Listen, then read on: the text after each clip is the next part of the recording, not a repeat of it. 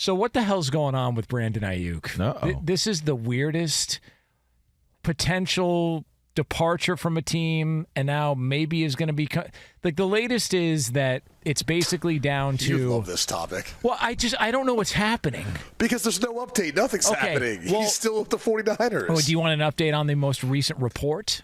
I know you do because you're fascinated with this. I think it's great. I really do. So here's the most recent report. Once a training camp, you get infatuated with one story we talk about forever. Last year was Rodgers. I think we talked about Rodgers like the entirety of the preseason. That's right. Well, and then now it's Aiyuk. Mid-season as well. That's right. Well, actually, the entire season about his comeback. Yeah. Trendsetters. Yeah. All right, we're trendsetters here, and now everybody's talking you're about the Rodgers. You're the trendsetter. You got all that. So Brandon Aiyuk, apparently the latest is that he's either going to return to the 49ers on a long-term deal, or he'll get dealt to the Steelers. Which he's not getting dealt to the Steelers. I almost in my mind, I feel almost confident because the type of contract he's going to want, he's not going to get in Pittsburgh. That's not the place he's going to get it. So it doesn't make sense to actually talk about something that's never happened. Look at the long list of receivers who have played for the Pittsburgh Steelers. And you may have a Hall of Famer going in at some point in Hines Ward. You may possibly, maybe he doesn't because he's tarnished his reputation, but you may have two with the addition of Antonio Brown. By the way, what do you think about his hashtag, CTESPN? That can't be him tweeting. That is him. I feel like he sold it to someone else who's doing it. He could have somebody doing it, but it's definitely that's representation of him. Some of these accounts now, like these guys sell them. Really? Yeah, they sell them. They just allow people to use their name, image, and likeness. So you're saying that the hashtag CTESPN may not be Antonio Brown tweeting? I'm just saying there's theories out there about some of these X accounts that people who garnish a large following will then end up selling them, and they don't really touch them. People just post stuff through them.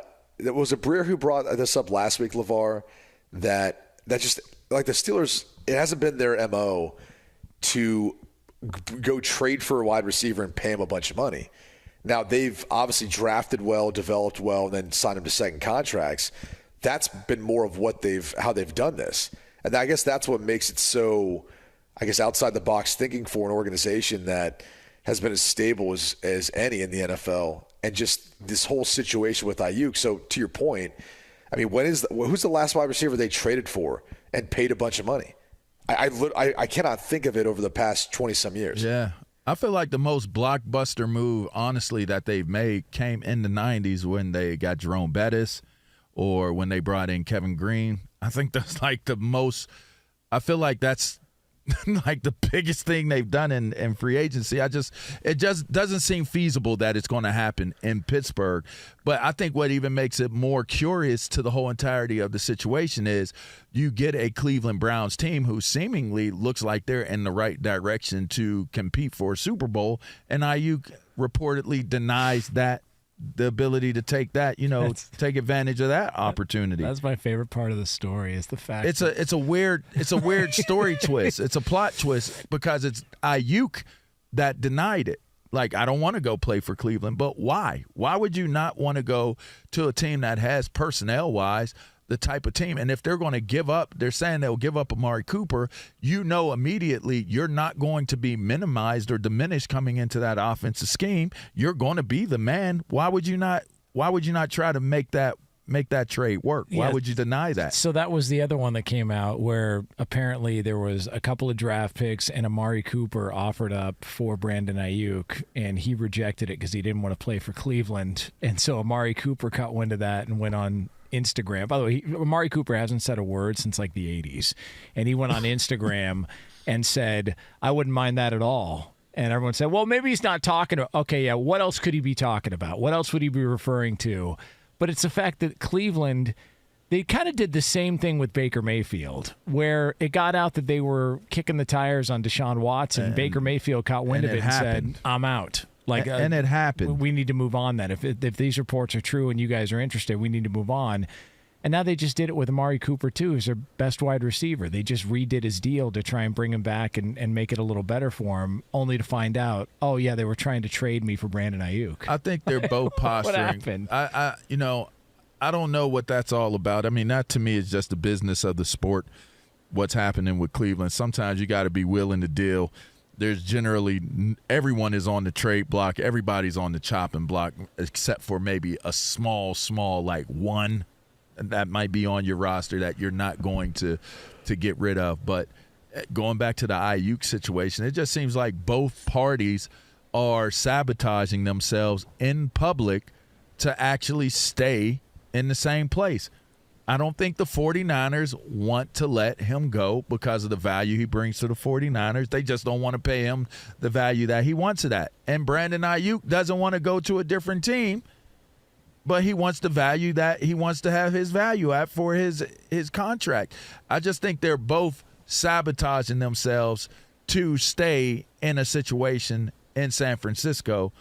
And I would say that Brandon Aiyuk and his representatives should be looking at this and saying, okay, here's what we would have been able to get if we went to Cleveland. This is what the getting, the good is getting. Let's take this and let's lock in with the 49ers. To me, if I'm looking at it where you're currently at, that's what I would be looking to do, is to try to get this thing done and try to get it settled. Because the one thing we don't really throw out there is the fact that Kyle Shanahan is making it very clear that it's running thin on him. You don't want to turn your coach off to you. You don't want to have a situation where your coach writes you off or you were too much of a headache at this moment in time. Coaches hold grudges too. You don't want to be that guy where you come back, you've now signed a long-term deal, but yet you have a coach that's like kind of like over you, like irritated by you. Like, why'd you do all this? Why did this have to play out in public?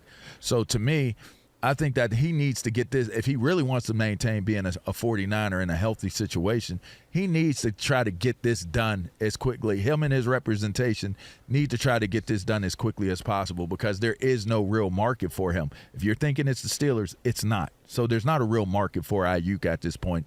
Try to get it done and go from there. I wonder, because it's the Steelers and because it's the Browns, right, with the Patriots bowing out, I do wonder, just because they're division rivals, how much that plays a factor, if at all, right? Like the loser between those two teams, if there is a trade, is going to have to see him twice a year. Yeah. Right? Yep.